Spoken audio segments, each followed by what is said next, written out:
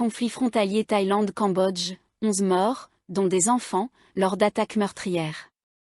Bangkok accuse Phnom Penh d'avoir visé des civils. Le jeudi 24 juillet, de violents affrontements ont éclaté à la frontière entre la Thaïlande et le Cambodge, causant la mort d'au moins 11 personnes, dont des enfants. Bangkok accuse Phnom Penh d'avoir intentionnellement frappé des zones civiles. Le gouvernement thaïlandais appelle la communauté internationale à condamner fermement l'attaque cambodgienne. 2 bilans ont été communiqués, 12 morts selon le ministre de la Santé Somsak Thepsutin, dont 11 civils et un soldat, et 11 morts selon le Premier ministre par intérim Fintam Wechayachai, avec 10 civils et un soldat parmi les victimes. Une trentaine de personnes ont été blessées. Le Cambodge pointé du doigt pour avoir ouvert le feu.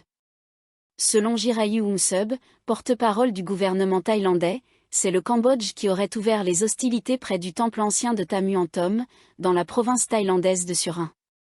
Il qualifie le pays voisin d'« inhumain » et de « belliqueux ».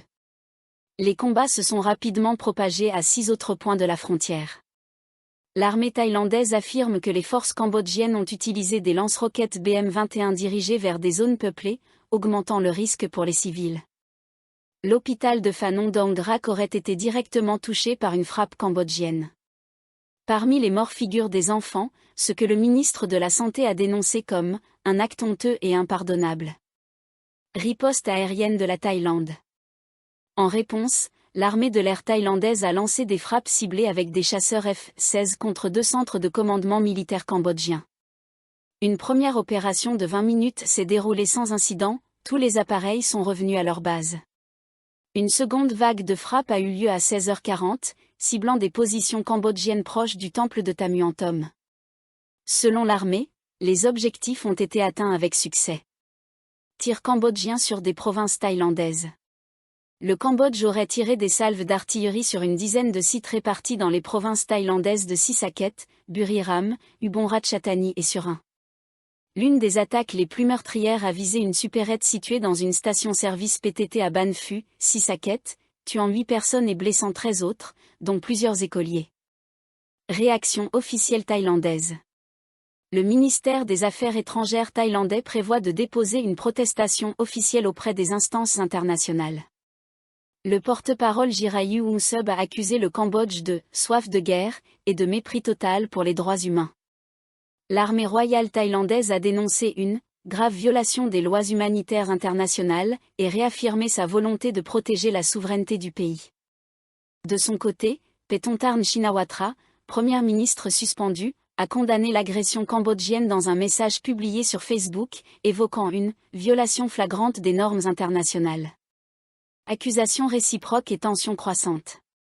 Phnom Penh accuse la Thaïlande de destruction culturelle.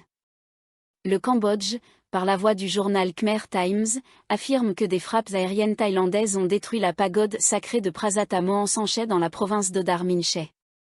L'incident a provoqué la fuite de moines bouddhistes et de villageois vers Siem Reap. L'ONU convoque une réunion d'urgence. Face à l'escalade, le Conseil de sécurité des Nations Unies se réunira en urgence vendredi à 15h, heure locale, à New York, à huis clos.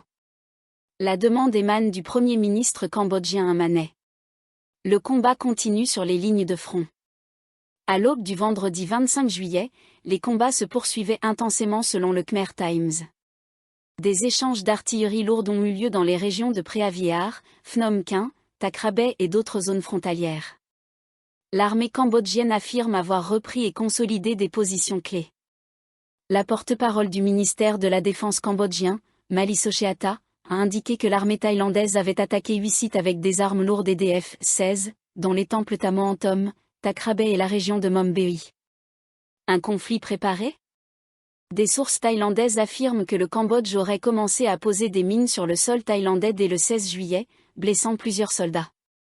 Le 23 juillet, 5 militaires thaïlandais ont été touchés par une mine à Chongama, dont l'un a perdu une jambe. Phnom Penh nie toute responsabilité et retourne l'accusation contre Bangkok. À qui profite la guerre ?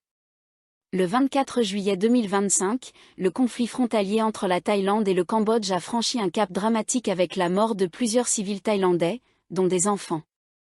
Alors que les origines précises des violences demeurent floues, une question essentielle se pose, qui a intérêt à entretenir ou amplifier cette crise? Pour la Thaïlande, en proie à une instabilité économique, à une baisse du tourisme et à des menaces commerciales venues des États-Unis, l'escalade est une catastrophe. En revanche, pour le Cambodge, plongé dans une situation encore plus délicate, ce conflit pourrait offrir une échappatoire politique utile au régime en place.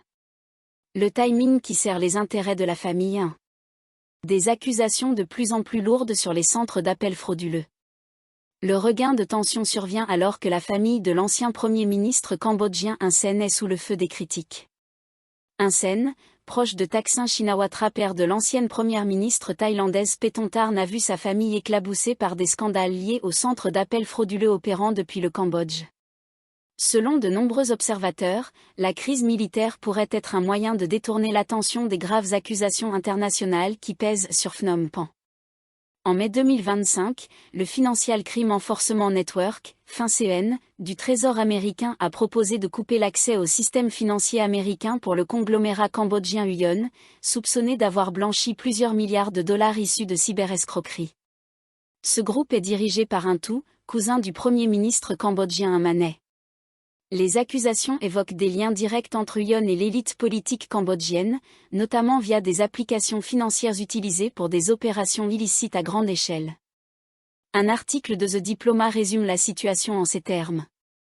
Uyon incarne la domination criminelle d'une nouvelle génération et la rentabilité massive de la cybercriminalité soutenue par l'État. Une tentative de diversion qui tourne mal.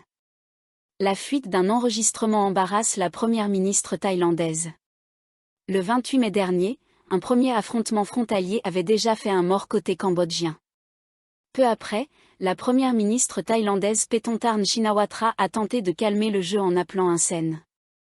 Elle l'a appelé « oncle » en souvenir de l'amitié entre leurs pères, et a même désigné un militaire thaïlandais influent comme « adversaire commun ». Mais Hun Sen, resté froid, a enregistré l'appel et l'a diffusé. Son objectif ? Montrer une dirigeante thaïlandaise faible, conciliante, et ainsi renforcer son autorité personnelle. Le résultat a été tout autre, l'enregistrement a déclenché une crise politique à Bangkok et conduit à la suspension de Paetongtarn. La Thaïlande rompt le silence diplomatique. Accusation directe contre les réseaux cambodgiens. Avant sa suspension, Paetongtarn a lancé une campagne offensive contre les centres d'escroquerie cambodgiens. Elle a coupé plusieurs approvisionnements, énergie, télécommunications, Internet, et appelé à une mobilisation internationale. Selon elle, les pertes infligées aux escrocs s'élèveraient à 30 milliards de bahts. Elle a également cité un rapport de l'ONU affirmant que la cybercriminalité représenterait jusqu'à 60% du PIB cambodgien. De son côté, le ministre thaïlandais du numérique, Praser Jantararuanthong, a accusé Phnom Penh d'abriter le plus grand réseau de cybercriminalité transnationale au monde, opéré avec la complicité de l'élite locale. Des zones proches de la frontière, comme Phra Phet, seraient des bases majeures de ces opérations. Une stratégie de provocation pour relancer l'économie parallèle ? La Thaïlande accuse depuis peu le Cambodge de permettre l'enlèvement, la torture et l'exploitation de citoyens thaïlandais dans ces centres, forcés à escroquer leurs propres compatriotes.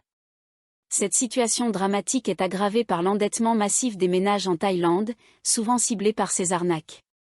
Face aux pertes économiques causées par la fermeture des frontières, la stratégie cambodgienne pourrait consister à provoquer une intervention ou une médiation internationale, notamment par l'ONU, afin de rouvrir les échanges et de relancer les flux illégaux aujourd'hui bloqués.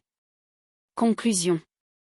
Derrière les tirs d'artillerie et les discours enflammés, ce conflit frontalier semble cacher des enjeux bien plus profonds. Blanchiment d'argent, cybercriminalité à grande échelle, survie d'un système opaque. Pour la Thaïlande, la guerre ne se mène pas seulement à la frontière, mais aussi sur le terrain économique et informationnel.